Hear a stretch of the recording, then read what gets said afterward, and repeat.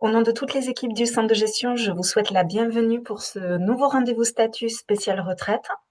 Aujourd'hui, vous allez retrouver Monsieur Julien Brocard pour vous présenter le motif de départ anticipé au titre de la catégorie active. Donc une particularité des motifs de départ de la retraite. Je vous remercie comme d'habitude de couper vos micros. N'hésitez pas cependant à poser vos questions dans le chat. Madame Audrey Baessa pourra vous y répondre. Je vous rappelle que vous retrouverez dans la journée sur notre site internet le replay de cette visio ainsi que le support du webinaire. Bon rendez-vous à toutes et à tous. Alors, merci beaucoup, Charline. Alors, je vais peut-être commencer déjà par demander si tout le monde nous entend bien, en tout cas m'entend bien. Ce rendez-vous statut est sur un nouveau format de diffusion, le format Zoom. Voilà, du coup, c'est une petite première pour nous. On espère qu'on n'aura pas de soucis techniques. On espère que ce sera aussi bien que d'habitude, en tout cas sur la qualité de la diffusion. Voilà, donc on croise les doigts, que tout se passe bien. Alors effectivement, ce rendez-vous statut, il va porter sur un motif de départ assez particulier, sur la catégorie active. Voilà, c'est quelque chose de spécifique, hein, de très spécifique à la fonction publique, et qu'on va retrouver pour des agents qui, eh bien, sont sur des dispositions de travail, de statut un petit peu particulières, un petit peu à part. C'est quelque chose qu'on a tardé à faire avec Audrey, parce qu'on est vraiment sur une réglementation très complexe, une réglementation qui souffre d'énormément d'exceptions, de cas particuliers.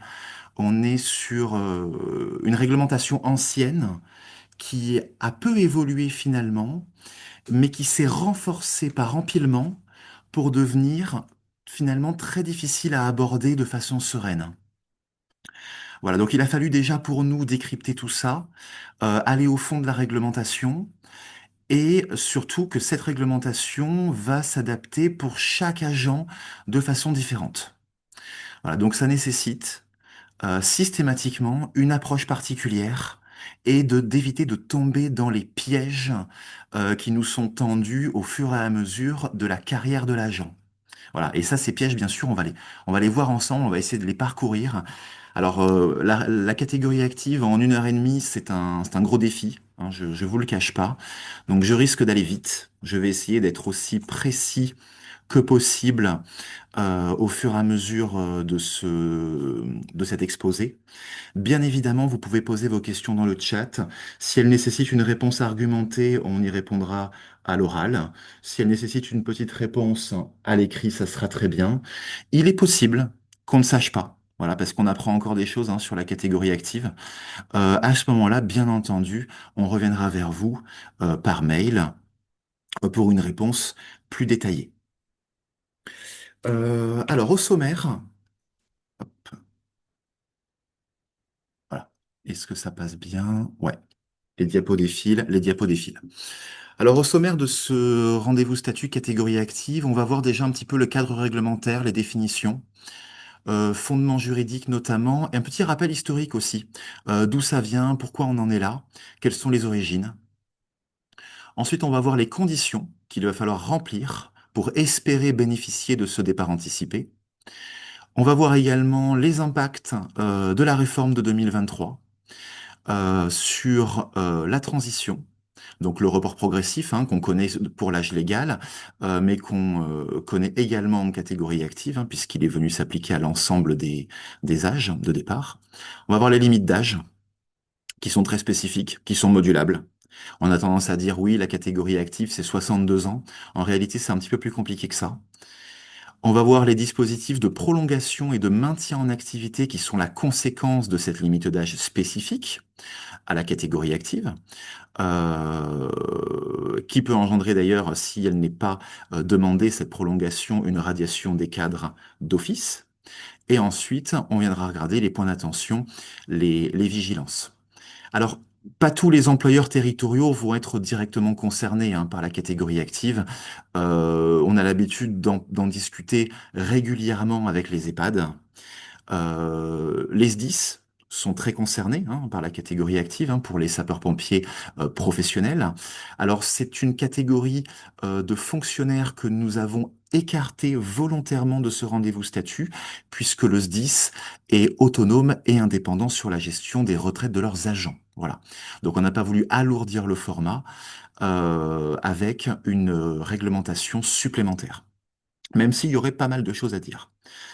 Voilà, donc effectivement, sur tous les EHPAD, après, pour des fonctionnaires, effectivement, qui remplissent des missions comme les reapers ou comme les policiers municipaux, c'est quelque chose qu'on voit régulièrement également. Et après, bien sûr, il y a des métiers qui reviennent, mais qui sont peut-être un petit peu plus rares aujourd'hui. On a des maçons, on a des choses comme ça. Mais on va en discuter, on va dresser le panorama un petit peu de tout ça. Alors, tout de suite, quelques petits rappels, définitions, le petit volet exposé finalement. Hop. Alors, selon les dispositions de l'arrêté interministériel du 12 novembre 69, qui va être un petit peu le document de référence qu'on va avoir aujourd'hui, la catégorie active constitue une dérogation au droit commun de la catégorie sédentaire. Alors, ce qu'il faut comprendre, c'est cette dualité qu'il y a entre la catégorie sédentaire et la catégorie active. En réalité, quand on parle de catégorie sédentaire, ce n'est pas forcément le fonctionnaire derrière son bureau qui passe la journée derrière son ordinateur. On est plutôt par phénomène d'exclusion. Voilà, tout ce qui ne relève pas de la catégorie active ou de la catégorie superactive, mais il n'y en a pas dans le Tarn, donc on va pas s'attarder là-dessus. Ce sont les égoutiers, la catégorie superactive, ce sont les gens qui travaillent généralement sous terre. À ce moment-là, tout ce qui ne relève pas de la catégorie active va relever de la catégorie sédentaire, autrement dit, de l'âge légal. Voilà, on opposera plus facilement l'âge légal à la catégorie active. Donc c'est un dispositif dérogatoire que l'on va trouver uniquement dans la fonction publique. Alors nous, on la rencontre surtout en territoriale et en hospitalière. Elle existe aussi à l'État. Les instituteurs, notamment, ont longtemps fait l'objet d'une classification, les professeurs des écoles, en catégorie active. Voilà. Donc, alors c'est important de bien comprendre que c'est un dispositif dérogatoire parce qu'il n'est pas valorisable au régime général. Voilà. Si vous avez un agent qui est polycotisant, qui a des trimestres à la fois au régime général, à l'assurance retraite, mais également à la CNRACL, eh bien, l'agent ne pourra se prévaloir de son départ anticipé au titre de la catégorie active que pour sa carrière CNRACL. Il pourra liquider de façon anticipée une partie du coût de ses pensions, la partie publique, mais il devra attendre de remplir une autre condition de départ, comme l'âge légal, ou éventuellement la carrière longue, pour bénéficier de l'ensemble de ses pensions. Voilà, un petit peu pour cette dichotomie un petit peu particulière. Alors cette catégorie active, elle regroupe des emplois dont les missions présentent un risque particulier ou des fatigues exceptionnelles. C'est vraiment le terme qu'on va retrouver systématiquement dans la réglementation et qui va jalonner la classification. En gros, on cherche à prendre en compte la pénibilité du travail. Mais pas que. Mais pas que. Les risques particuliers, ça peut être aussi une exposition à des produits chimiques ou à d'autres formes de risques. Je prends par exemple le cas des reapers. Eh bien, au moment de la saisie des déchets, eh bien, ils peuvent empoigner peut-être quelque chose de tranchant, de coupant potentiellement. Eh ben, une seringue, voilà, c'est des choses c'est un risque qui est possible. Donc là, on n'est pas sur la pénibilité, on est vraiment sur un risque qui est d'une autre sorte, mais tout ça, ça va contribuer à classifier un emploi, une fonction, une mission en catégorie active. Alors ce classement, il repose sur une liste limitative de métiers et de fonctions dont l'exercice justifie au regard de la loi une compensation sous forme d'un droit au départ anticipé à la retraite. Voilà. Donc ça, c'est un petit peu pour l'aspect définition. Alors pour l'aspect historique, l'origine de la catégorie active remonte à l'après-guerre. Alors en réalité, il est un peu plus vieux que ça. La catégorie active ne portait pas le même nom, mais on retrouve même eu des notions de catégorie active depuis la fin du 19e. Voilà. Sauf que ce n'était pas aussi bien réglementé, ce n'était pas aussi bien structuré, même si cette structure elle peut être facilement remise en question sur sa clarté. Mais voilà, c'est surtout, ça remonte surtout à l'après-guerre, dans un contexte de reconstruction nationale, où la pénibilité physique était une composante majeure des métiers territoriaux. Hein, non seulement on reconstruisait le pays physiquement, hein, mais il y avait aussi, eh bien, les blessés de guerre, voilà, les gens qui étaient sortis de la guerre avec des grands traumatismes. Donc le côté santé, accompagnement hospitalier, hospice, etc., était aussi très présent. Hein. Donc ce dispositif a été conçu comme un instrument de justice sociale qui vise à garantir que les agents qui sont exposés à des conditions de travail particulièrement rudes puissent quitter le service actif avant l'âge légal de droit commun.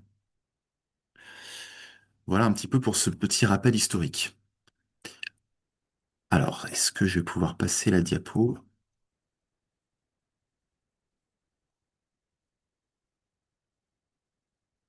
Oui. Alors, c'est un petit peu théorique, cette évolution de la classification en catégorie active, mais il est important de s'attarder un petit peu dessus pour comprendre comment on en est arrivé là et les mécanismes sous-jacents qui viennent justifier que tel ou tel agent puisse être classé ou non. D'accord? On a un arrêté du 20 septembre 49 qui propose, donc c'est très vieux, hein, mais c'est une réglementation qui a été figée dans le temps. Elle est évolutive, mais figée sur sa base. Donc les textes de référence sont vraiment ceux-là. Hein. On a une première liste énumérative. C'est l'acte de naissance opérationnel de la catégorie active. À l'époque, le législateur se concentre sur l'urgence sociale du moment, les services de santé et d'assistance. On a un inventaire qui est dressé hein, dans cet arrêté qui va donner les métiers qui sont exposés pour les hôpitaux, pour les hospices et pour la reconstruction du pays. Ce n'est pas encore exhaustif. C'est une réponse immédiate et spontanée euh, sur le moment. Voilà. Et ensuite, on a une construction qui va s'opérer sur 20 ans, avec un parachèvement par un arrêté du 12 novembre 69. Donc pendant ces 20 ans, on a ce qu'on appelle un rattachement par analogie. C'est-à-dire que les collectivités territoriales de l'époque vont se manifester au fur et à mesure et vont dire que tel ou tel métier que font leurs agents, eh bien, semble rentrer dans cette terminologie qu'on attend de la catégorie active, c'est-à-dire les fameux risques et fatigues exceptionnelles. Les collectivités vont vouloir que leurs agents puissent bénéficier de ce système dérogatoire parce que ils semblent remplir les conditions. Et il va y avoir des milliers de décisions de rattachement individuel donc on est vraiment sur de l'individuel. Hein. Chaque agent va être regardé l'un après l'autre. Et du coup, il va s'en dégager une codification générale où on va procéder à une synthèse. Et ça, c'est l'arrêté du 12 novembre 69. Donc on a toujours été dans une réglementation basée sur la casuistique. On a toujours regardé au cas par cas si l'agent remplissait bien les conditions. Et ensuite, on a divisé ça en quatre grandes familles, que sont la santé, l'hygiène, la police et les services divers. Et ce texte de 69 est encore aujourd'hui la référence, hein, il est vraiment la Bible, il est la synthèse de 2 décennies d'évolution des métiers territoriaux. C'est une véritable nomenclature. Voilà, c'est le socle juridique. Donc aujourd'hui, on a toujours cette influence-là, on a toujours cet héritage de construction et un agent ne relève pas forcément systématiquement et de façon flagrante de la catégorie active, juste sous le prétexte qu'il exerce une mission peut-être ponctuelle. Voilà, c'est plus complexe et on va rentrer dans ce détail-là. Alors ici, on vous dresse un petit éclaté synthétique et non exhaustif, j'insiste, de l'arrêté interministériel du 12 novembre 69. Et vous allez retrouver ici les professions.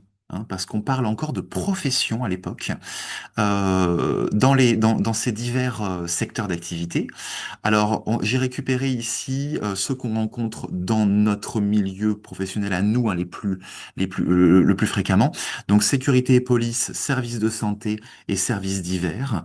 Donc, dans sécurité et police, vous avez gardien de police, brigadier chef, sapeur-pompier professionnel, hein, les SPP sont classifiés là-dedans.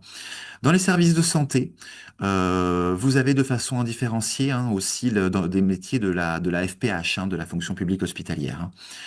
Vous avez les surveillants des services médicaux, sages-femmes, chefs et sages-femmes, les infirmiers.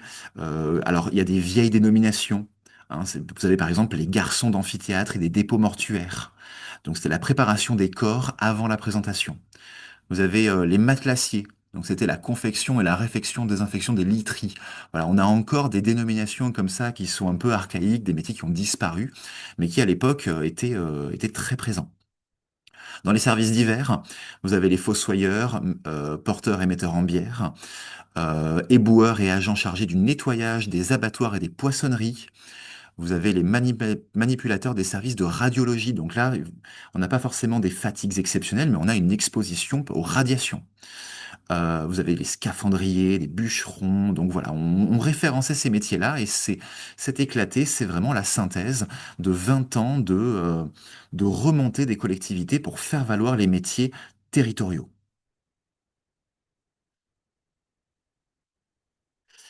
Alors, du coup, vous l'avez compris, ce qui a achalandé la catégorie active, c'est le rattachement. Voilà, c'est les mécanismes de rattachement, les décisions de rattachement. Donc à l'époque, les organismes qui étaient chargés du rattachement avaient une certaine confiance en l'employeur. C'est-à-dire l'employeur valorisait les métiers territoriaux et demandait leur rattachement, ce qui aboutissait du coup à une cristallisation juridique au fur et à mesure des décisions, pour une liste aboutie. Finalement, l'ensemble des décisions formait une doctrine dont le grade était le socle et la mission, la preuve. Et c'est quelque chose qu'on va continuer à retrouver aujourd'hui, c'est-à-dire cette combinaison essentielle du grade détenu avec la mission exercée, du coup le métier, hein, finalement. Il était nécessaire du coup de justifier de façon systématique par la collectivité que l'agent eh bien, remplissait bien ses cases par le poste lié au grade. Il pouvait y avoir du coup un risque de déclassement. La polyvalence qui s'est développée au fur et à mesure des années a rendu la preuve plus complexe. Les agents sont moins spécialisés. Ils effectuent plus de missions différentes. Et du coup, certaines missions relèvent de la catégorie active et d'autres non. Et des fois, devant le flou que peut représenter les pièces justificatives sur le quotidien des agents, eh bien, cette imprécision peut engendrer requalification, voire déqualification. Aujourd'hui, on est sur un véritable décalage historique. Il n'y a pas franchement d'évolution dans les métiers qui sont reconnus. La notion de pénibilité dans les textes n'a pas évolué. Donc on est toujours sur des dénominations de 69 avec des métiers de 2026. Il n'y a pas eu d'actualisation. Donc aujourd'hui, on est sur quelque chose, voilà, de très casuistique. On est souvent sûr de rien lorsqu'on monte un dossier de catégorie active. Ça rend la chose beaucoup plus complexe que n'importe quelle autre typologie de départ. Donc ce qu'il faut retenir de tout ça, c'est que pour la CNRACL, l'exercice des missions ne suffit pas. Si par exemple, votre agent, il est Reaper, ou votre agent effectue des missions de soins dans un EHPAD, eh bien, le simple exercice de ces missions ne va pas suffire à cataloguer l'agent, ou plutôt à classifier l'agent catégorie active. Il va falloir apposer à côté de ces missions, eh bien, le bon cadre d'emploi, le bon grade. Et si bien que si l'agent effectue les missions mais ne détient pas le grade correspondant, eh bien, les services seront comptabilisés en catégorie sédentaire. Voilà, c'est la plus grande forme d'injustice qu'on puisse rencontrer pour un agent qui a effectivement fait les missions, mais qui ne détient pas le bon grade. Donc si l'employeur ne peut pas prouver la réalité des missions, la CNRACL peut requalifier, hein, c'est elle qui a le dernier mot. Ce n'est pas l'employeur territorial, ce n'est pas le centre de gestion, c'est bien la CNRACL qui peut requalifier les services en catégorie sédentaire par manque de documentation ou par description trop floue. Et bien sûr, cela peut entraîner l'annulation du droit au départ et obliger l'agent à poursuivre son activité jusqu'à l'âge légal de droit commun ou pour un autre motif, hein, de départ, si l'agent est éligible, carrière longue. Euh, voilà, donc on a vraiment la nécessité de, de remplir ces deux conditions pour déclarer l'agent catégorie active.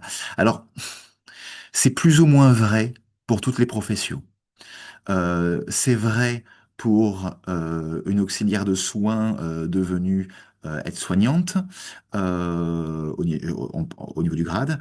Ça l'est moins pour un policier municipal. Voilà, la plupart du temps, la CNRACL sera moins demandeuse en pièces justificatives concernant les missions pour un policier municipal. Souvent, le grade va suffire, la détention du grade suffit.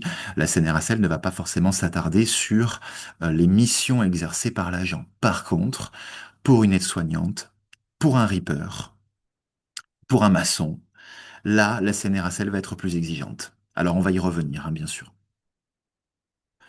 Est-ce qu'on a peut-être des questions qui sont posées? Ok. Donc voilà, donc j'insisterai jamais assez hein, sur cette construction de la catégorie active, sur cette évolution au fur et à mesure des années qui a contribué à, finalement à ce que le classement soit le fruit du remplissage de ces deux conditions-là. Voilà.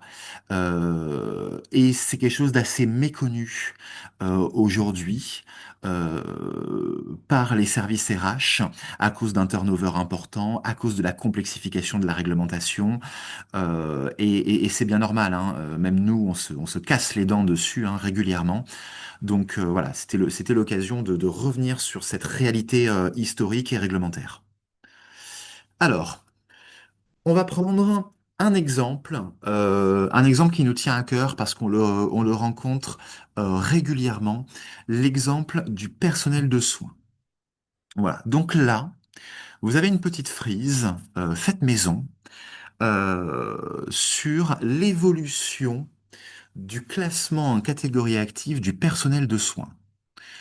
Donc vous avez, à partir de 92, donc du 1er septembre 92, les auxiliaires de soins exerçant les fonctions d'aide-soignant ou d'aide médico-psychologique, ou bien, selon la dénomination auxiliaire de puériculture, hein, ça fait l'objet du même décret, avec ensuite, si c'est du territorial principal, si c'est un chef, et l'évolution des décrets. Donc, par exemple, de 92 à 2007, la CNRACL considérera que l'agent peut être classé en catégorie active s'il s'agit d'un auxiliaire de soins exerçant des fonctions d'aide-soignant territorial. Voilà, entre 92 et 2007 ou un auxiliaire de soins exerçant des fonctions d'aide médico-psychologique territoriale principale, ou entre 2000 et 2007, par exemple, un auxiliaire de puériculture en chef. Voilà, il faudra que dans cette période-là, l'agent rentre bien dans cette case-là. Et on a la, l'adjonction entre le grade et les missions, puisque c'est bien spécifié dans la dénomination attendue. Ensuite, en 2007, hein, les décrets évoluent, les dénominations des grades évoluent, et on attendra de l'agent à ce qu'il remplisse la condition d'auxiliaire de soins exerçant les fonctions d'aide-soignant territorial de première classe, ou principal de première classe et de deuxième classe. Et vous avez chaque fois les dates d'évolution des décrets. À partir du 1er janvier 2022, On a le grade d'aide-soignante territoriale qui vient à jour, qui vient se substituer pour beaucoup aux auxiliaires de soins. Souvent, elle passe aide-soignante territoriale, de classe normale et de classe supérieure. L'auxiliaire de soins qui fait les missions d'aide-soignante à partir de 2022, mais qui n'a pas le grade d'aide-soignante territoriale, n'est plus classée catégorie active. Voilà. Quand bien même elle exercerait les mêmes missions, parce qu'elle n'a plus le grade correspondant. On a eu aussi des cas d'adjoints techniques, je crois, ou de profils plutôt techniques, qui faisaient des missions proches ou identiques à celles d'un auxiliaire de soins, et du coup, l'exercice des missions ne suffit pas. Il faut bien le grade d'auxiliaire de soins territorial ou territorial de première classe selon la période concernée. Alors, cette classification, on l'a récupérée directement sur le site de la CNRACL. Alors, au niveau de la documentation juridique, et elle existe pour tous les métiers et les professions qui sont réglementés et classifiés catégorie active. Alors, je vais faire un petit... hop, je vais voir si j'arrive à... Hop, alors, à vous montrer un petit peu où c'est. Comme ça, vous voyez en même temps. Je vais vous partager mon écran en espérant que ça fonctionne.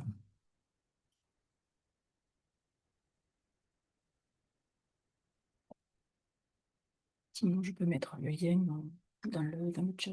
Ah, ouais, effectivement, ça n'a pas l'air de vouloir fonctionner. Euh,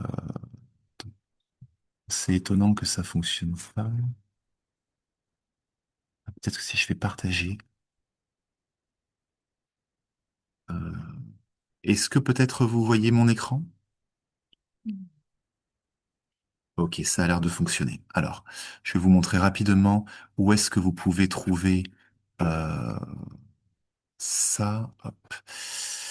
Masquer les commandes. Donc ici, vous avez... Voilà. Alors, dans la documentation juridique de la CNRACL, dans le parcours sur le site, vous avez motif, conditions de départ, le départ au titre de la catégorie active, le classement en catégorie active, c'est ça qui va nous intéresser, c'est le classement, les services de santé des collectivités territoriales. Donc là, vous avez un rappel de la liste non exhaustive euh, du coup des cadres d'emploi, je pense que ce sont des cadres d'emploi, et vous avez ici, voilà, pour chaque grade, plus de détails. Alors, ce que vous avez eu à l'écran, c'était cette catégorie-là, les aides-soignants auxiliaires de puériculture, d'aide médico-psychologique. Et si vous ouvrez, vous avez un déroulé. Vous avez un déroulé euh, par période, par décret, par exemple le décret 92 du 28 août 92. Ben voilà, du 1er septembre au 92 au 31/12/2006, il faut auxiliaire de soins territorial exerçant les fonctions d'aide-soignant, et à ce moment-là, vous avez l'ouverture à la classification catégorie active. Et ça évolue suivant les périodes et les décrets. Et vous avez des petites annotations pour la CNR. Par exemple, pour le décret de 2021, prenant effet à compter du 1er janvier 2022 pour les aides-soignantes territoriales de classe normale et de classe supérieure. À compter du 1er janvier 2022, les aides-soignantes et auxiliaires de soins relevant de la spécialité aide-soignant régie par le décret 92 du 28 août intègrent ce nouveau cadre d'emploi et appartiennent à la catégorie B hiérarchique, parce qu'après c'est les infirmiers. Ils collaborent aux soins infirmiers dans les conditions prévues par le Code de la santé publique. Ainsi, les services accomplis par ces personnels relèvent de la catégorie active. Donc si vous avez un doute déjà sur le cadre réglementaire qui s'applique à vos agents par rapport à leur grade ou à leur cadre d'emploi, déjà c'est la source à aller regarder. Je vous ai mis dans le chat le lien. Comme ça, vous Voilà. pourrez le consulter. Bah, super. Audrey vous a mis le lien dans le chat et vous pouvez consulter. Après, bah, selon les rubriques, vous avez la même chose pour sage-femme. Vous avez les évolutions. Voilà. Et des fois, vous avez des exceptions. Par exemple, pour les sages-femmes, catégorie active, sauf monitorat. Pour peut-être la puéricultrice. Vous avez voilà la catégorie sédentaire pour puéricultrice de classe normale à compter de 2014. Voilà. Et vous avez les évolutions chaque fois par décret. C'est assez bien fait, ça peut être un peu aride, mais une fois qu'on a compris les mécanismes, c'est assez compréhensible. Voilà pour cette classification. Je vais essayer de vous repartager correctement mon écran.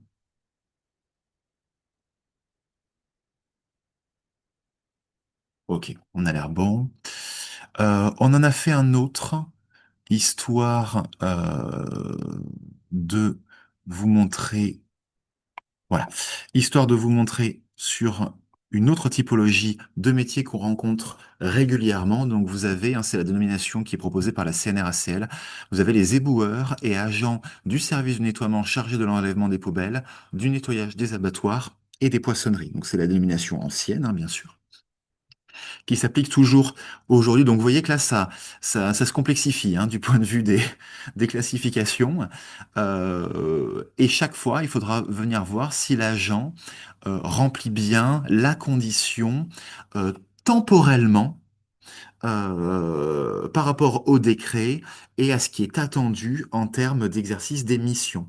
Donc voilà, donc si vous avez un agent qui, par exemple, en 90 est agent de salubrité territoriale, et ben à ce moment-là, ok, ça remplit bien la condition.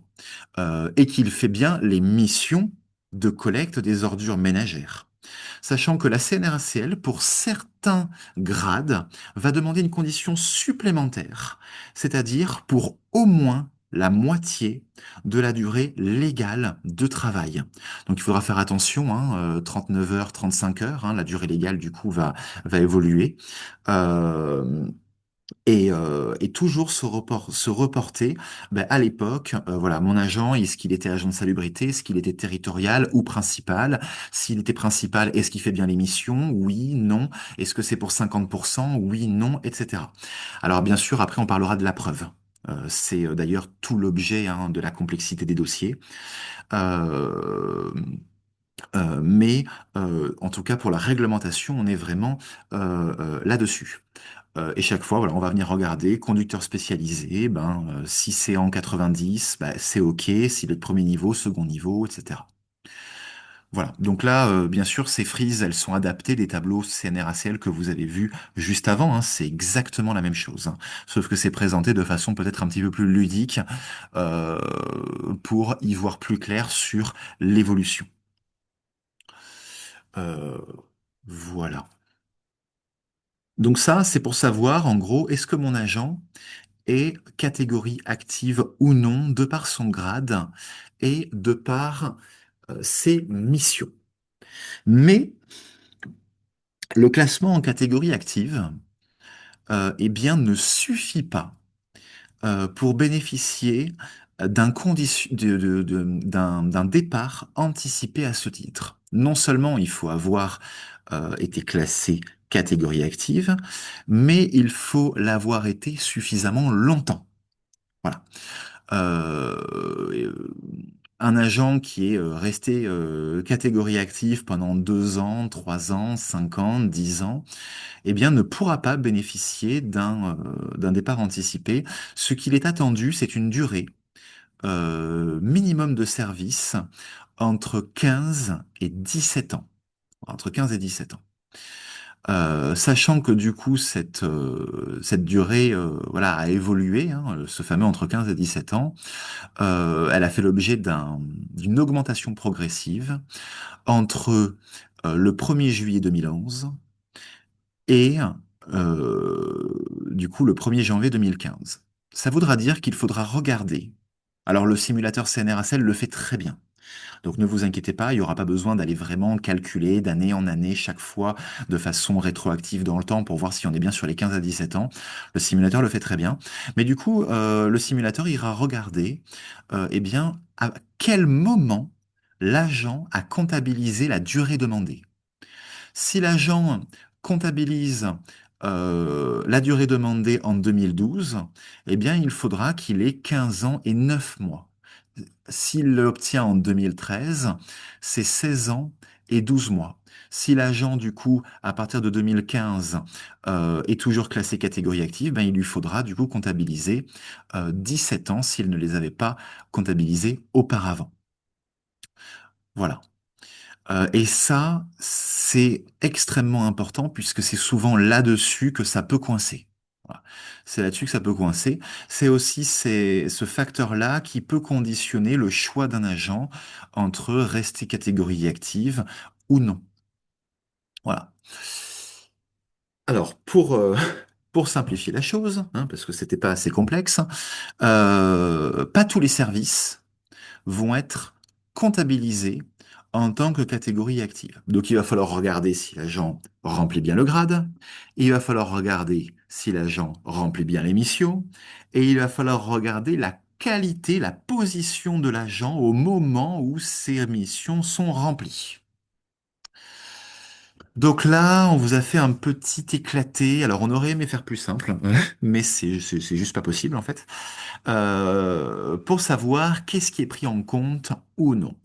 Donc là, on a rien inventé, encore une fois, hein, c'est vraiment une synthèse assez détaillée du site de la documentation juridique de la CNRACL. Donc déjà, est-ce que les périodes de titulaires non affiliés vont compter? Alors, titulaire non affilié, ça veut dire quoi? Eh bien, c'est le fonctionnaire IRCANTEC. Voilà. C'est le fonctionnaire qui fait moins de 28 heures hebdomadaires aujourd'hui et moins de 31h30 à l'époque, ou 30h30, 31h30 ou 30h30 à l'époque, je ne sais plus. Vous le savez probablement. Je crois que c'est 31h30, mais j'ai un petit doute. Bon, enfin, vous avez compris. Du coup, c'est le fonctionnaire titulaire IRCANTEC. Alors, ces services-là peuvent être comptabilisés, ils peuvent être récupérés. Si et seulement si, ils sont exercés à plus de la moitié de la durée légale de l'époque. Donc l'agent qui est fonctionnaire titulaire IRCANTEC, mais qui fait par exemple moins de 17h30, je vais prendre la réglementation actuelle, hein, qui fait 17 heures hebdomadaires, de toute façon, il ne peut pas être catégorie active. Voilà, puisqu'il ne fait pas au moins 50% d'un temps complet légal. Par contre, si l'agent fait 28 heures hebdomadaires, enfin, moins de 28 heures, allez, 27 heures hebdomadaires, mais que sur ces 27 heures, il fait uniquement des missions de catégorie active, à ce moment-là, ces services-là pourront être récupérés et être valorisés. Voilà. Ensuite, vous avez les aménagements de durée hebdomadaire de travail. Est-ce qu'on est sur du temps complet? Est-ce qu'on est sur du temps partiel? Est-ce qu'on est sur du temps non complet? Eh bien, là, c'est exactement ce que je viens d'évoquer. Il faut que ces missions actives représentent au moins 50% d'un temps complet légal. Voilà. Bien évidemment, vous allez me dire, oh là là, comment on va prouver ça? Et vous avez bien raison, c'est ça qui est compliqué. Euh, Et d'ailleurs, ben, j'y reviendrai, hein, j'y reviendrai. Mais la CNRACL, euh, jusqu'à récemment, était peut-être un petit peu moins exigeante, hein, sur les pièces justificatives. Elle était peut-être un petit peu moins vigilante. Aujourd'hui, l'étau se resserre. On a de plus en plus de documents qui sont demandés. On a de plus en plus de précisions, voilà. Et un simple certificat administratif ne suffira pas. Voilà, la CNRSL va demander des documents contemporains des périodes travaillées. J'ai une question. Ah. Pour les temps non complets, peut-on prendre les heures complémentaires dans le calcul? Euh, c'est une bonne question. C'est une bonne question. J'aurais tendance à penser que d'un premier abord, non. Je ne pense pas. À moins que, éventuellement, dans les arrêtés, peut-être que si vous êtes suffisamment précise sur les modalités de ces heures complémentaires et qu'on arrive peut-être à travers des documents année par année, puisqu'elles ne sont pas forcément systématiques, hein, ces heures complémentaires, peut-être qu'on peut arriver à valoriser certaines périodes, mais j'ai peu d'espoir. Honnêtement, je ne pense pas. Les complémentaires, les heures sup ne comptent pas Hmm, à la CNRACL. non, Donc, non, je ne pense pas. Je ne pense pas. Alors peut-être que voilà, s'il manque quelques périodes et la CNRACL reste ouverte au dialogue quand même, hein. Elle reste ouverte au dialogue. Les gestionnaires, on peut arriver à discuter avec eux pour leur demander de valoriser, voilà. Mais il faudra vraiment être béton sur les pièces à ce moment-là si on veut tenter le coup. Voilà. Mais je pense que réglementairement parlant, ça ne passera pas. Ensuite, vous avez le mandat syndical si l'emploi d'origine est actif. Donc, ce sera considéré comme une période d'activité tout à fait classique, comme si l'agent faisait ses missions de catégorie active. Vous avez la PPR. Alors, on n'a jamais eu le cas sur une PPR. Je ne sais pas trop exactement comment est-ce qu'on valorise ça. Mais la CNRACL nous dit que c'est possible si rattaché à son grade et à ses fictions actives d'origine. Voilà, je pense qu'on doit pouvoir rattacher cette période de PPR. Faudra éventuellement, quand le cas se présentera, en tout cas, ben, on en saura probablement davantage. Pour l'instant, mais voilà, ça reste du domaine du possible. Les services accomplis en tant que stagiaire. Voilà, donc ça va compter, hein, dans la mesure où ils sont effectués dans un emploi de cette catégorie et suivis d'une titularisation dans cet emploi. Voilà. Donc il faut qu'il y ait une pérennité, une continuité, hein, au moment de la titularisation. Les services de mobilisation seront pris au titre de la catégorie active euh, si le fonctionnaire occupait déjà un emploi de la catégorie active au jour de la mobilisation.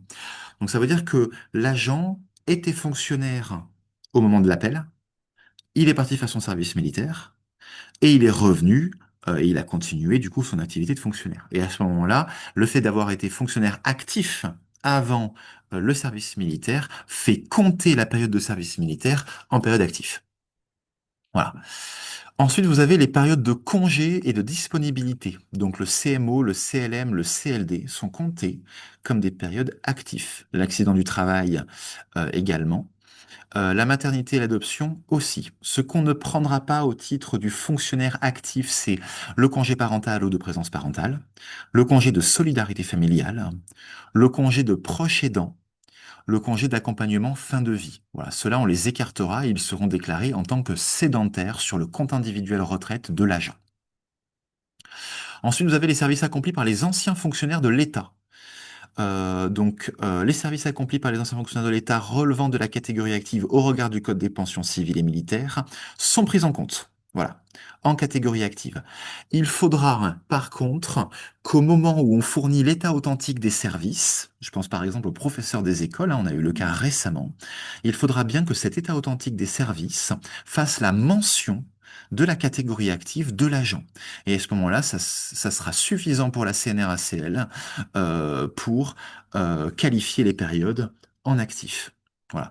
Donc il faut que l'agent, au moment où il fasse sa demande, si c'est pas précisé dedans, eh ben tant pis. Il faudra qu'il refasse une demande en demandant à son ancien ministère de bien préciser qu'il s'agit de la catégorie active des périodes effectuées en actif. On a une question, la DORS est prise en compte. Alors non, Mm. la disponibilité d'office pour raisons de santé ne sont pas des périodes qui sont prises en considération au titre de la CNRACL. C'est-à-dire que non seulement l'agent n'est pas considéré comme actif, mais en plus de ça, l'agent ne cotise pas. Voilà, ce ne sont pas des périodes qui sont prises en compte pour la durée en constitution. Voilà, il n'y a pas de trimestre même, hein, alloué pour l'agent en disponibilité d'office pour raison de santé. Voilà, l'agent voilà, est sorti. Il n'y a plus d'avancement de carrière. Voilà, et l'agent est sorti complètement du système. Les services accomplis en tant que contractuel. Alors c'est une nouveauté pas si nouvelle quand on voit la vitesse à laquelle les choses évoluent. Donc les services accomplis à compter du 1er janvier 2024 en qualité de contractuel dans un emploi relevant de la catégorie active au cours de la période de 10 ans précédant la titularisation sont prises en compte comme service actif. Donc en fait, on peut venir récupérer les périodes de contractuels depuis 2024.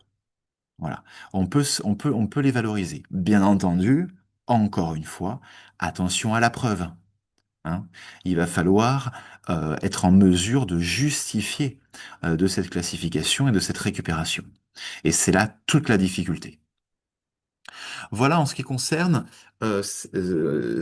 du coup la durée de service. Donc on a bien le grade, l'émission, pendant une durée au moins égale à 50% d'une durée légale, avec une position d'activité particulière, et ce pendant 15 à 17 ans suivant, si on est avant 2011, entre 2011 et 2015 ou après 2015. Vous voyez un petit peu la complexité d'un départ catégorie active. Donc, ce qui va être très important également, ça va être de vraiment bien renseigner la carrière de l'agent sur le compte individuel retraite, sur PEPS.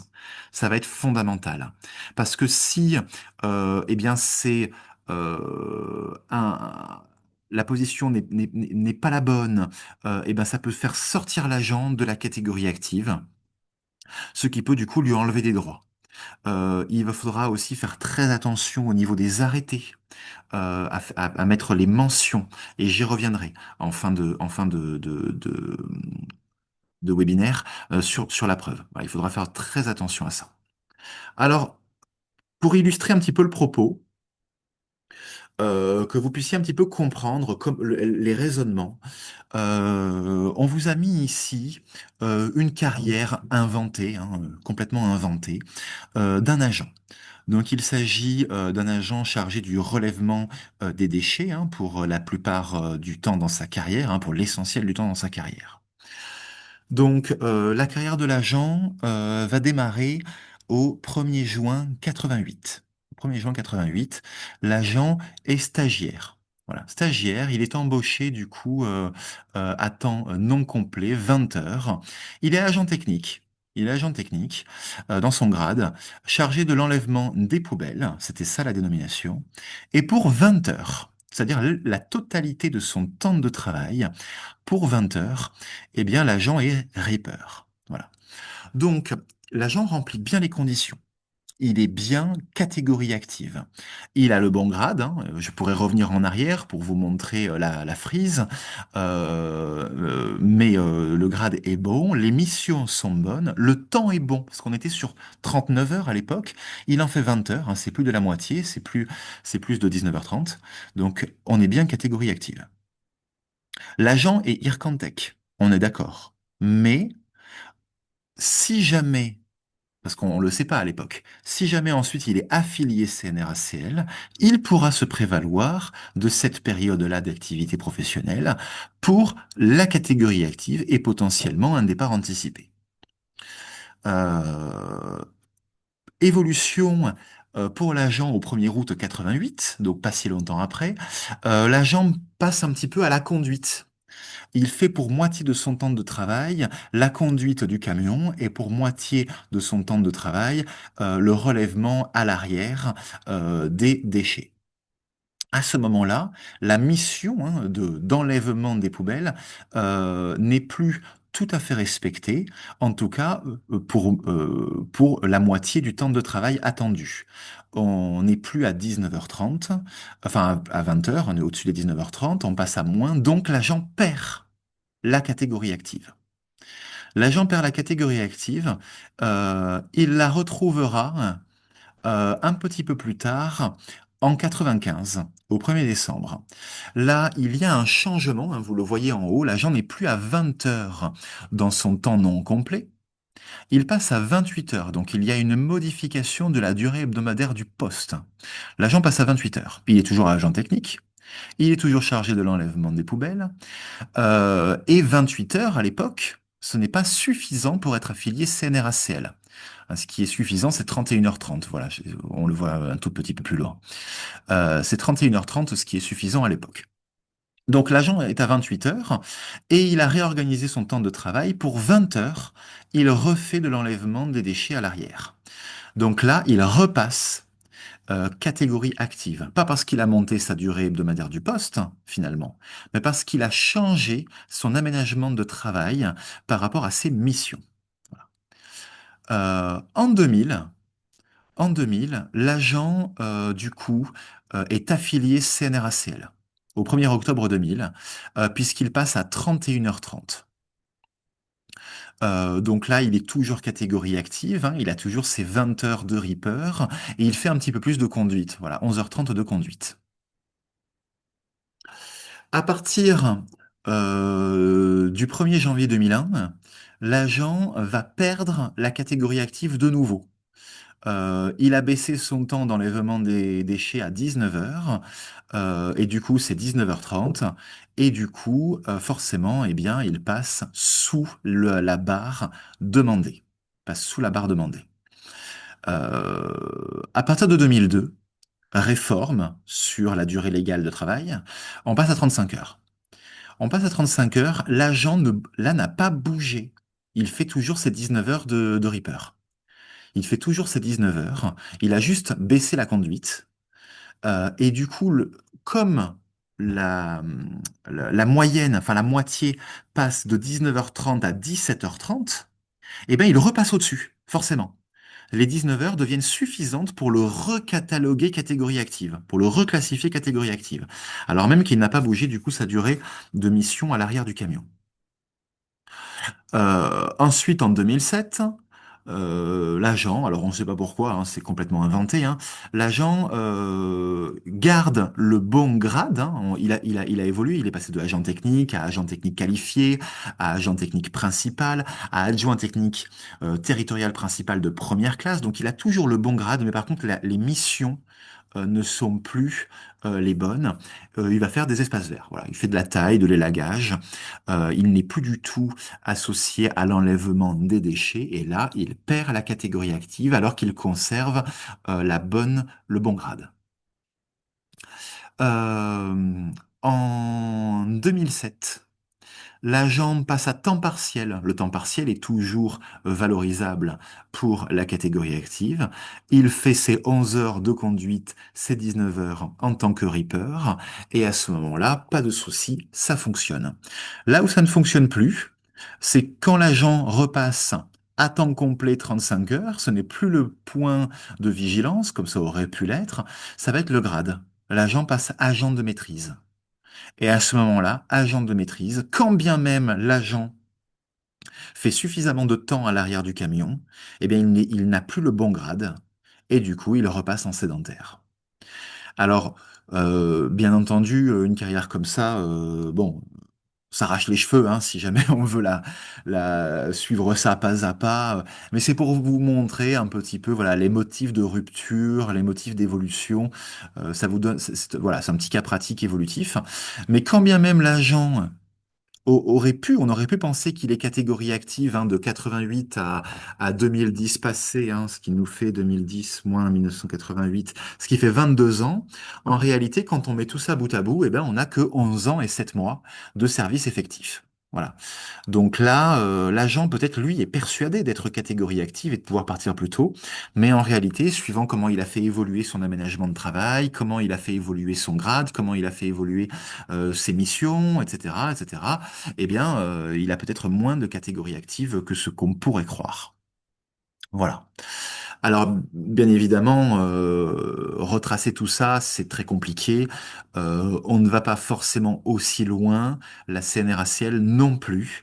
Mais parfois, eh bien, il y a certains points particuliers pour la CNRACL sur laquelle elle va s'attacher, et elle va nous demander vraiment des pièces. Et pas forcément les autres. Voilà, c'est assez casuistique. Alors, une fois qu'on a rempli toutes les conditions, qu'on a le bon grade, qu'on a l'émission, qu'on a la bonne dénomination, qu'on a la durée effective, enfin voilà, qu'on coche toutes les cases, qu'on a fait le parcours du combattant pour ça, eh bien à ce moment-là, on a le droit à plusieurs choses. Notamment, on a le droit déjà à un départ anticipé, qui n'est valorisable, je le rappelle, qu'au titre de la CNRACL. Hein. Si l'agent, par exemple, peut partir à 57 ans parce qu'il remplit les conditions, l'agent ne liquidera que sa pension CNRACL. Et l'agent devra vivre avec cette pension, qu'avec cette pension jusqu'au jour où il pourra liquider le reste, à savoir la pension du régime général, hein, de l'assurance retraite ou de la MSA, enfin ou autres, et autres, hein, j'ai envie de dire, et les autres régimes de retraite complémentaires. Voilà. Donc là, il faudra bien préciser à l'agent que il part avec une partie de sa pension, sauf si, ce qui était le cas avant et qu'on retrouve beaucoup moins aujourd'hui, sauf si l'agent a passé toute sa carrière, depuis toujours, hein, dans la fonction publique territoriale. À ce moment-là, évidemment, l'agent aura probablement un taux plein, voilà, et une pension complète, sans avoir à se soucier de vivre avec ça le temps de liquider le reste. Même s'il faudra probablement attendre quand même pour les pensions complémentaires, la pension complémentaire, que ce soit en IRCANTEC ou en RAFP, hein, il me semble. Donc voilà, donc on a selon la date de naissance, donc là vous voyez l'évolution, hein, vous avez l'âge de départ qui est associé. Alors ce tableau, et j'en suis désolé, n'est pas à jour de la suspension de la réforme. Je pense que c'est déjà bien assez compliqué comme ça. Je vais pas en plus vous mettre les âges dérogatoires pour les suspensions, etc. Surtout que le simulateur n'est pas encore à jour de toute manière. Donc, pour l'instant, je me permets de vous présenter seulement ce tableau-là. Il est bien évidemment un petit peu, vraiment un petit peu, hein, ça concerne certaines générations, un petit peu à remettre en question pour l'espace d'un trimestre ou deux, hein, suivant les générations. Donc là, on voit hein, que avant réforme, alors c'est avant réforme de 2023, hein, la réforme du report progressif hein, de l'âge de départ. Eh bien, pour les générations 67, l'âge de départ avant réforme, c'est 57 ans. Après réforme, 57 ans et 6 mois. Et pour chaque génération, on a ce report de 57 à 59. Alors, l'agent peut être classifié, hein, vous l'avez compris, catégorie active pendant sa carrière, mais pas forcément pendant toute sa carrière. Il y a des situations, et ça arrive souvent, hein, puisque comme ce sont des métiers fatigants, il y a souvent des agents qui finissent leur carrière en catégorie sédentaire. Il faut savoir que l'agent qui a été classé catégorie active pendant les 15 à 17 ans nécessaires, et qui a acquis cette durée effective, eh bien, il a acquis son droit au départ. Il pourra toujours s'en prévaloir, même s'il part en sédentaire. Voilà. C'est un droit acquis. Il ne pourra pas lui être enlevé, sauf exception, parce qu'il y a toujours des exceptions avec la catégorie active, bien évidemment, les fameux droits d'option. Bon. Et encore, non, je vous dis des bêtises. Je vous dis des bêtises. Le droit est acquis même en cas de droit d'option. Alors, on va passer à la suite. Donc il y a le départ anticipé, ça c'est une chose. Et ensuite vous avez la limite d'âge, c'en est une autre. Et il va bien falloir faire la distinction entre le départ anticipé au titre de la catégorie active qui peut avoir lieu entre 57 et 59 ans, ou qui peut être cristallisé, hein, c'est à partir de 57 et 59 ans, hein, et l'agent peut s'en prévaloir même à 60 ans, hein, c'est pas un souci. Il est cristallisé, il est acquis, et l'agent peut s'en prévaloir ensuite quand il le souhaite, sous réserve de respecter les délais de prévenance habituels, à savoir 6 mois.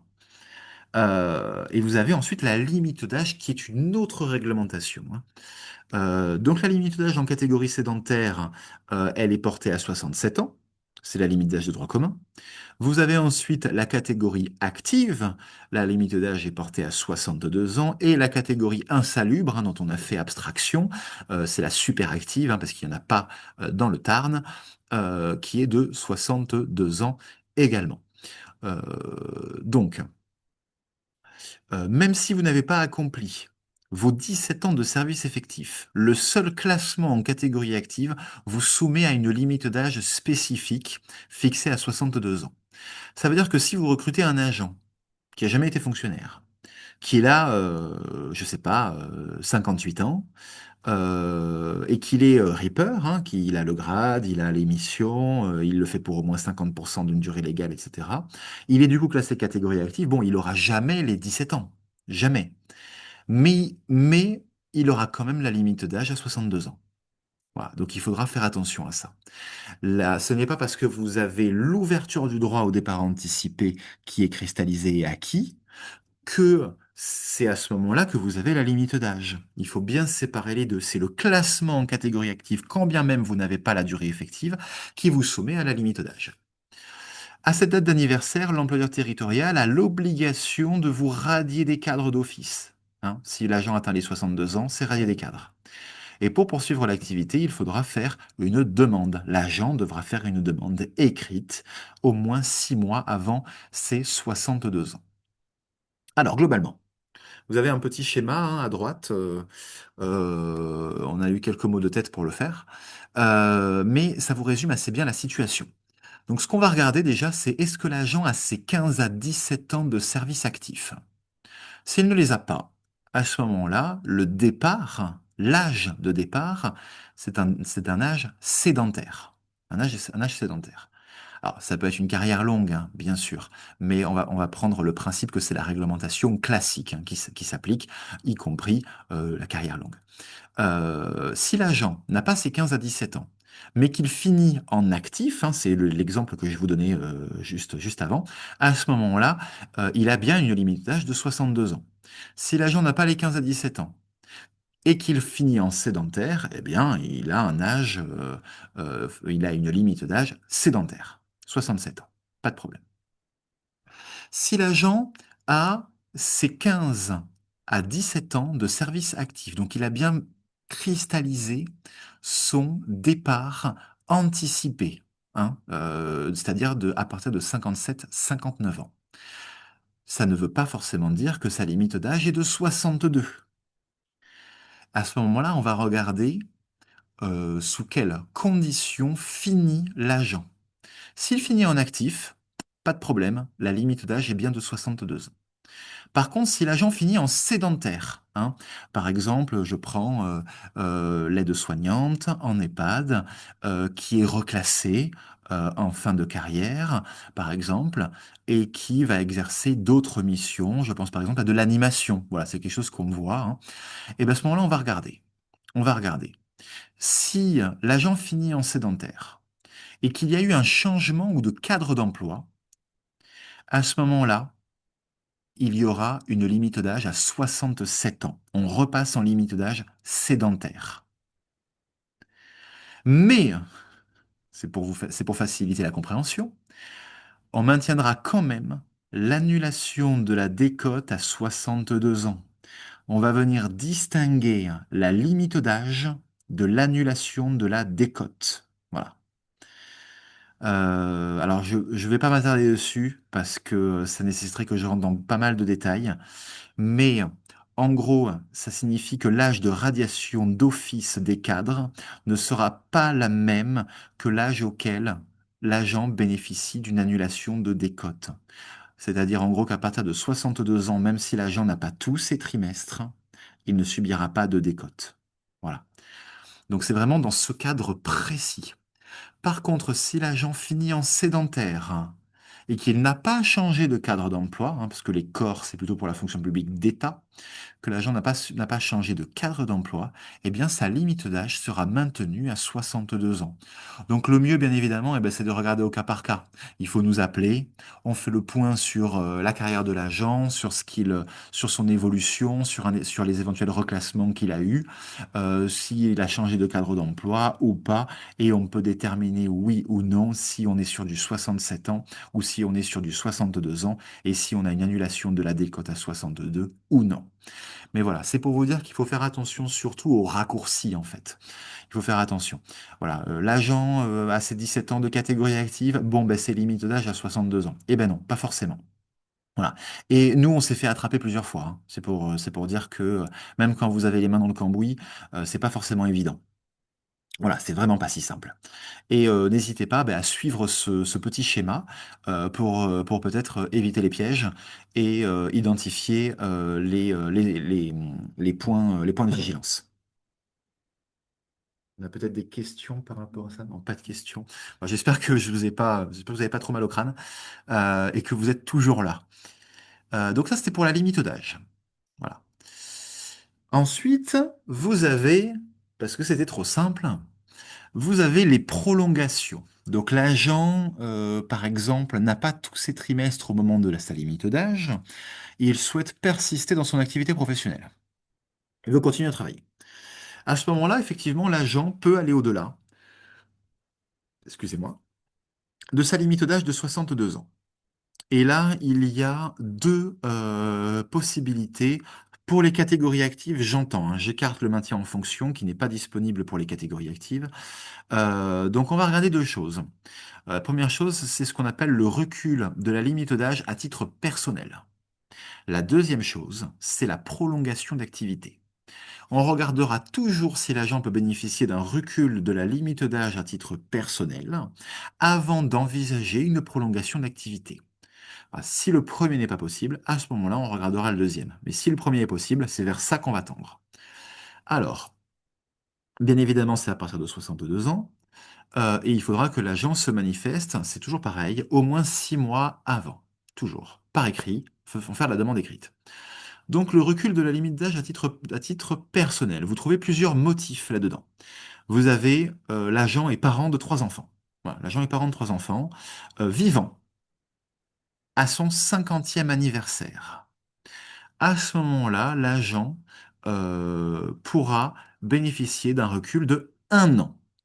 L'aptitude au poste sera requise. Donc il faudra faire passer l'agent devant le médecin agréé. Il faudra saisir le médecin agréé pour l'aptitude. Voilà. Et ce sera nécessaire pour pouvoir prendre un arrêté de recul de limite d'âge à titre personnel. Ensuite, vous pouvez avoir un recul pour enfants à charge.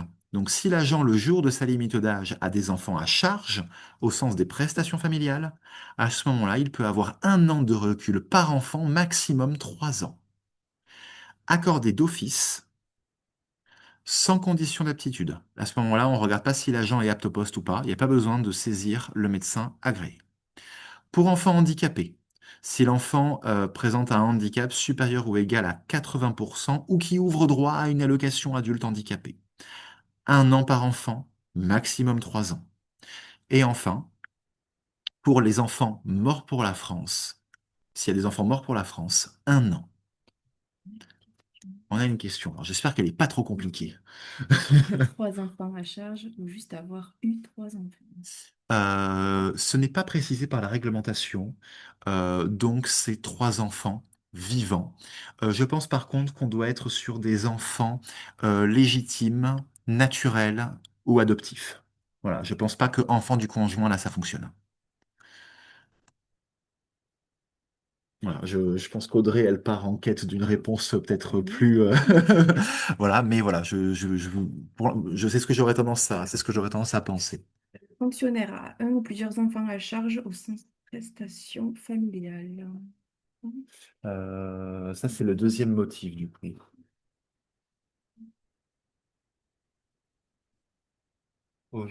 C'était c'est ça. Ouais, c'était celle-ci. Non. Ouais. Je pense qu'Audrey va vous mettre le lien, en fait, tout simplement Ouais. vers la réglementation CNR. Au moins, vous pouvez la regarder de façon posée. Et éventuellement, si c'est pas assez complet sur ce qu'ils racontent sur leur site, vous nous envoyez un petit mail et comme ça, on leur fait une demande express pour savoir exactement comment ça se passe. Pour les enfants à charge au titre des prestations familiales.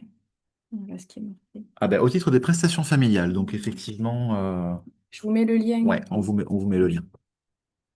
Ensuite, en ce qui concerne les cumuls de ces reculs. Pour parents de 3 enfants et pour enfants à charge, il n'y a pas de cumul, même au titre d'enfants différents.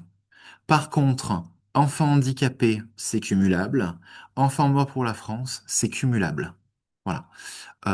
Donc, il faudra regarder, en fait, selon la situation de l'agent, comment est-ce qu'on cumule ces reculs.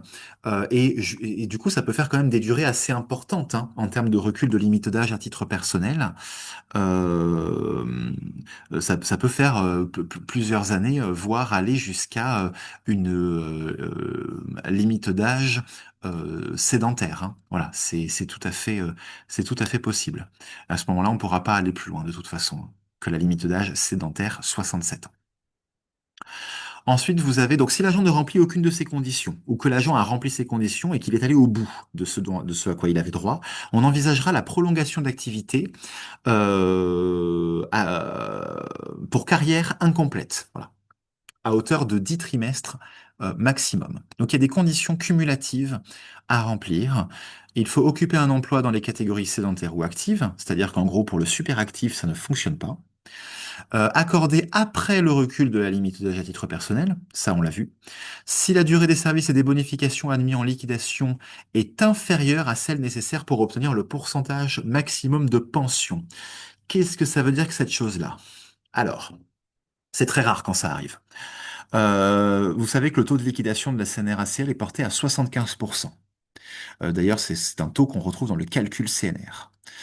Et qu'ensuite vous appliquez ce taux au ratio du nombre de trimestres qui a été acquis par l'agent au nombre de trimestres qui est requis pour un départ à taux plein.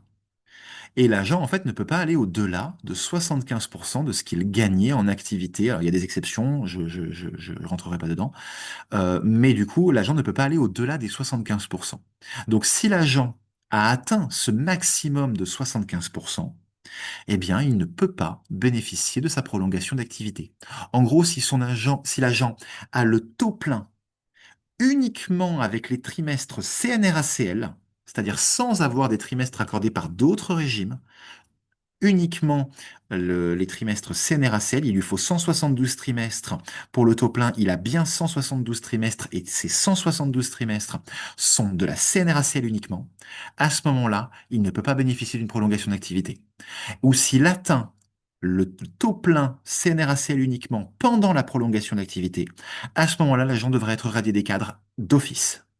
Voilà. On permet à l'agent en fait de compléter son taux de liquidation CNR. Voilà, j'espère que je suis clair là-dessus. C'est pas simple à concevoir, mais c'est très rare. C'est vraiment très très rare.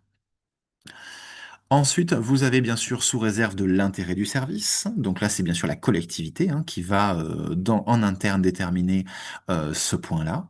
Et vous avez enfin, bien évidemment, l'aptitude. Donc là, il faudra bien faire passer l'agent devant le médecin agréé.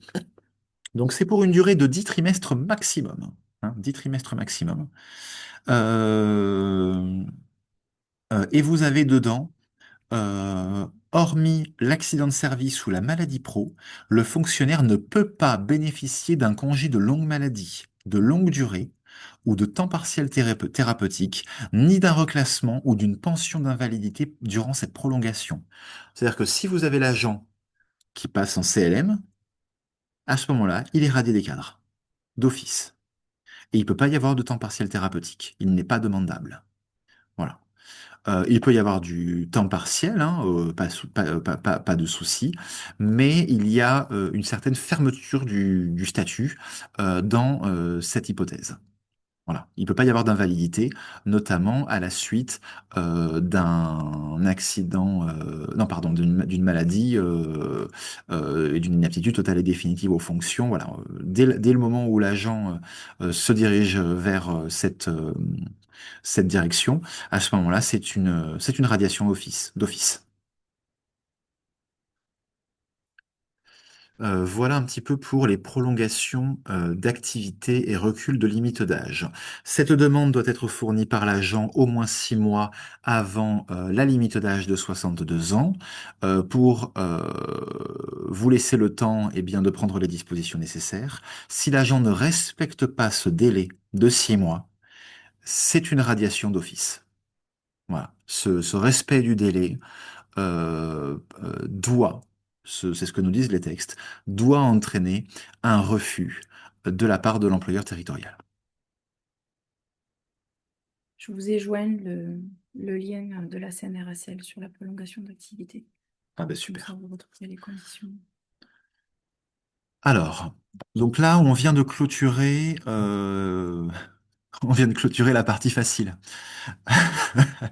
On a vu du coup la classification, les grades, les missions, les durées effectives, les positions, les départs, les limites d'âge, les prolongations.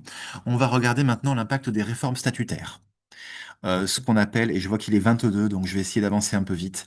On va regarder du coup ce qu'on appelle les droits d'option. Voilà, les évolutions par rapport aux différents droits d'option qui ont touché plusieurs cadres d'emploi, plusieurs corps. Voilà. Alors ça, c'est encore une autre paire de manches. Vous avez eu ces réformes statutaires qui ont opéré dans la fonction publique territoriale, mais qui ont opéré également dans la FPH, dans l'hospitalière. Donc dans la territoriale, on va trouver des évolutions par rapport à ça au niveau des infirmiers, des techniciens paramédicaux, cadres de santé, puéricultrices. Et là, selon les dates de ces différentes réformes, eh ben, un choix pouvait être laissé à l'agent par rapport à la création d'un nouveau corps au cadre d'emploi. Ce qui était l'objectif, c'était finalement de valoriser par une modification de grille indiciaire ou de la catégorie hiérarchique. C'était soit le maintien en B, en catégorie hiérarchique B, pour garder la catégorie active. Je pense que vous vous rappelez, si vous étiez là ou si vous avez eu entendu parler de ça, ou bien l'agent pouvait se prévaloir de son droit d'option pour passer catégorie A, mais il perdait du coup le bénéfice de la catégorie active. Voilà, donc en gros, soit l'agent se maintient dans le corps, alors j'ai marqué corps, mais vous pouvez le traduire par cadre d'emploi, soit l'agent se maintient dans le corps en voie d'extinction et à ce moment-là, il garde le classement en catégorie active, soit il passe dans le nouveau corps, donc il passe catégorie A hiérarchique, il perd la catégorie active et il est classé du coup sédentaire, soit l'agent est intégré directement dans le nouveau corps, sans droit d'option, finalement on lui a pas proposé, puisqu'il arrive trop tard, et à ce moment-là il est classé sédentaire. Voilà, c'est un petit peu la mécanique qu'on a retrouvée à l'époque. Voici ce que ça peut donner en termes de raisonnement. Donc, je vous laisse je vous laisse 2 minutes pour prendre conscience de l'ampleur, de la simplicité de la chose. J'ai pris ici l'exemple des infirmiers, du corps, du cadre d'emploi des infirmiers territoriaux, enfin ce qui a donné, c'était la création de ce corps des infirmiers territoriaux. Donc, on va le lire simplement.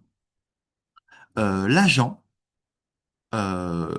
choisit enfin l'agent est dans l'ancien corps, donc il est dans l'ancien corps, donc on va lui proposer le droit d'option, on va lui proposer l'option. Donc qu'est-ce qui se passe? Trois possibilités. Donc s'il est intégré d'office dans le nouveau corps, et qu'auparavant, il avait acquis ses 15 à 17 ans de service actif, à ce moment-là, il bénéficie, vous suivez en fait les lignes, il bénéficie d'un départ anticipé 57-59 ans parce qu'il a ses 15 à 17 ans de service actif, donc il a cristallisé son départ anticipé. Mais il est intégré d'office dans le nouveau corps, donc limite d'âge sédentaire. Si l'agent est intégré d'office dans le nouveau corps mais n'avait pas acquis auparavant ses 15 à 17 ans de service actif, il a un âge légal, et on va le voir, de 62 à 64 ans. C'est l'âge légal sédentaire, euh, et une limite d'âge sédentaire. Donc il faudra toujours suivre comment ça s'est passé pour l'agent pour savoir sous quel régime il faut le considérer. Alors, ce que vous avez ici, c'est une version synthétique de ce que on trouve sur le site de la CNRACL. Je prends un autre exemple. L'agent euh, l'agent du corps, donc du corps en question en extinction finalement, a ses 15 à 17 ans de service actif. Il est détaché ou recruté dans le nouveau corps. Il a bien ses 15 à 17 ans, donc il a bénéficié de son départ anticipé 57-59 ans. Mais comme il est détaché et recruté dans le nouveau corps, il perd le bénéfice de la catégorie active. Il est dorénavant classé sédentaire. Sa limite d'âge est de 67 ans. Voilà. Par contre, les agents avaient la possibilité de ne pas se prévaloir, bien sûr, de leur droit d'option. À ce moment-là, l'agent est dans l'ancien corps, il opte pour le maintien dans l'ancien corps, il garde son départ anticipé 57-59, il garde sa limite d'âge de 62 ans. Il y a eu, euh, de la part du législateur, un petit retour en arrière avec un âge dérogatoire de départ pour les agents qui sont intégrés dans le nouveau corps sur option. Donc l'agent qui s'est prévalu de son droit d'option, donc il est dans l'ancien corps. Il se prévaut de son droit d'option. Il passe dans le nouveau corps. C'est du coup le scénario du haut avec ensuite la deuxième bulle. À ce moment-là, il bénéficie d'une limite d'âge à 67 ans. Il est dans le nouveau corps, hein, donc sédentaire. Mais il a un âge dérogatoire de 62 à 62 ans. Alors, je sais que c'est compliqué. Posez-vous pour le regarder, ce schéma. Il existe de façon un petit peu différente pour chaque cadre d'emploi ou corps qui a fait l'objet d'une réglementation avec la création d'un nouveau corps, droit d'option, etc. Donc c'est vraiment pas évident. Je vous partage très rapidement. Je fais rien. T'as mis un lien? Oui, avec Super, la impeccable. référence d'éditeur. Voilà, vous avez ça hein, pour vraiment plein de choses hein, pour tous les corps concernés. Et là, pour le coup, le simulateur. Si vous ne rentrez pas correctement les droits d'option, eh bien, vous n'aurez pas les bons motifs de départ, enfin les bonnes dates de départ et les bonnes limites d'âge. Donc, voilà, donc, il faut vraiment faire attention à ça. Bien évidemment, on le regardera ensemble, hein. Cet âge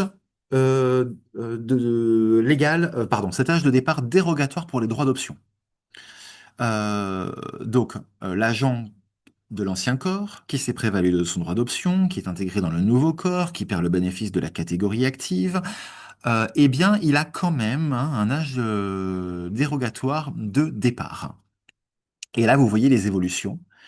Il y a bien évidemment, vous vous en doutez, un impact de la suspension, qu'il n'est pas répercuté ici, mais qu'il faudra prendre en considération.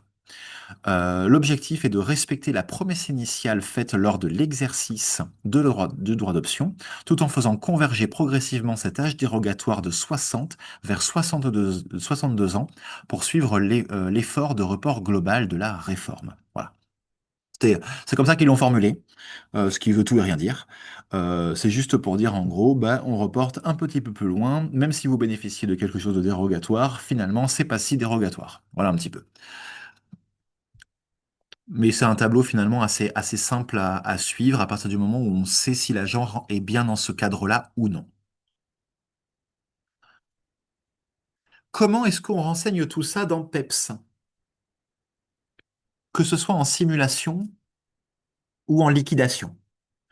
Eh bien, vous avez dans l'onglet carrière, vous avez une page qui s'appelle droit d'option et limite d'âge personnel. Et là, vous allez dire ce qui s'est passé pour l'agent. Voilà, l'agent a opté en faveur du maintien dans son corps ou cadre d'emploi. Donc, en gros, il est resté catégorie active avec la limite d'âge actif. L'agent a opté pour l'intégration dans un nouveau corps ou cadre d'emploi, donc on regardera s'il avait les 15 à 17 ans ou non, s'il est sur régime dérogatoire ou non et quelle limite d'âge s'applique. Et enfin, si l'assuré n'est pas concerné par un droit d'option, s'il est arrivé après. Et ensuite, il faudra analyser si l'agent a conservé sa limite d'âge. Ça, le simulateur ne va pas le faire. Il faudra regarder la réglementation et il faudra le saisir. Voilà. Donc c'est dans cet onglet-là que ça se passe. Enfin, et j'en terminerai par là parce qu'il est 10h30, la difficulté de la preuve. Donc une fois qu'on sait tout ça, eh ben, il va falloir donner à la CNRACL les documents probants qui permettent de justifier ce que vous lui proposez. Parce que lorsque vous remplissez le compte individuel retraite, ou lorsque nous on le fait, hein, lorsque vous nous déléguez cette mission, eh bien, on va venir présenter une carrière, on va proposer une carrière à la CNRACL. On va leur proposer une carrière en disant, ben voilà, telle période l'agent est actif, telle période l'agent ne l'est pas, telle période l'agent du coup a changé de grade, a changé de cadre d'emploi, là il y avait du service militaire, etc. Et tout ça, la CNRACL n'a pas les preuves en fait de ce qu'on avance. Donc il va falloir lui fournir des documents. La CNRACL a conscience, hein, bien sûr, qu'à l'époque, eh bien, c'était pas forcément très bien référencé, que les durées hebdomadaires de travail, ben, parfois pour les missions, hein, ben, entre la conduite du camion ou l'arrière du camion, ben, on ne sait pas trop. La CNRACL en a conscience, donc il y a quand même une certaine marge d'appréciation qui peut être donnée. Mais la CNRACL va quand même vouloir qu'on fournisse des documents. Donc, elle prendra ce qu'elle appelle un faisceau d'indices. un faisceau de preuves, des fiches de notation, des fiches d'aptitude au poste, des bulletins de salaire, des fiches de poste, des documents administratifs qui précisent les fonctions, des comptes rendus d'évaluation professionnelle, des comptes rendus d'entretien, pourquoi pas même des plannings. Voilà, les plannings. Si vous avez les plannings des agents, ben, conservez-les précieusement. Si voilà, le matin, l'agent fait de l'élagage et que l'après-midi, l'agent fait de la maçonnerie, et que c'est comme ça très régulièrement, eh bien, à partir de là, on pourra peut-être essayer de faire valoir. Moi, ce que je vous invite à faire dès à présent, c'est que chaque fois que vous prenez un arrêté qui concerne l'agent, que ce soit un avancement de grade, un avancement d'échelon, une modification de durée de de travail, un arrêté de temps partiel thérapeutique, que sais-je, chaque fois qu'il y a une décision qui concerne l'agent, vous notez que l'agent est bien catégorie active et pourquoi il l'est. C'est-à-dire en gros, attendu que l'agent remplit bien les conditions nécessaires pour la classification catégorie active, car il exerce pour plus de la moitié de la durée légale des fonctions de Reaper, maçon, soin, voilà. Et vous le précisez sur chaque arrêté. C'est chiant hein, à faire, hein, voilà. Il n'y a pas d'autre mot. Mais ça vous garantit que la CNRACL puisse raccrocher à la période, eh bien, cette classification. Voilà. Et bien sûr, en cas de service à l'État, eh bien, il faudra que l'État authentique porte la mention de la catégorie d'emploi.